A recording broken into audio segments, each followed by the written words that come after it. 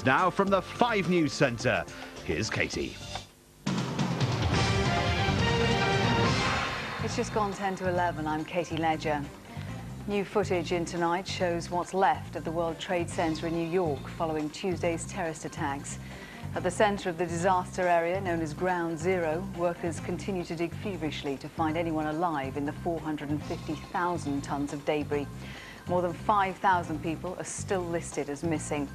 Tonight, President Bush gave his strongest message yet to the terrorists. But I can assure the American people, I am determined. I'm not going to be distracted.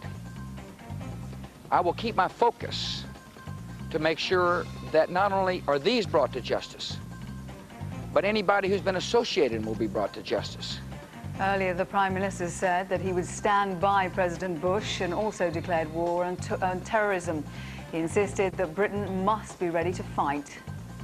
Are we at war with the people that have committed this terrible atrocity? Absolutely. And we have to assemble the evidence, present it, and then pursue those responsible. Pakistani officials are traveling to Afghanistan to demand the ruling Taliban hand over dissident Osama bin Laden to America. The prime suspect has issued a statement through the Afghan Islamic press denying any involvement. He said the Taliban restricted his contact with the outside world and has no means to organize terrorism. Meanwhile, the FBI has arrested a second man today in connection with the attacks. Suspect Habib Musari is said to have offered cash in return for a lesson on a 747 flight simulator. The rescue operations continuing in New York, but hopes for any more survivors are rapidly fading. Only 5 people have been found alive and almost 5,000 are missing on the 6th day of digging through the rubble. Part of Manhattan will be reopened tomorrow.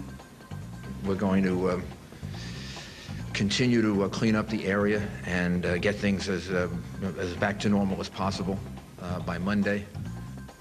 Up and down the country today, church services were held in memory of those who lost their lives. Candles were lit as people paid their respects to the victims, their friends and relatives. The Duke and Duchess of York also visited the American Embassy in London to sign a book of condolence and lay flowers. After events in America this week, the Ryder Cup has been postponed for a year. The golf head-to-head between Europe and America will take place next year with the same players and captains. Well, the Italian Grand Prix took place at Monza despite objections from drivers. Juan Pablo Montoya has finally won his first Grand Prix after 15 attempts.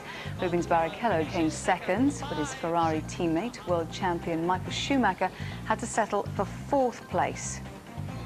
On to tomorrow's weather now. Mostly dry and sunny across the country. Expect some showers in the east and west. Top temperature 17 degrees.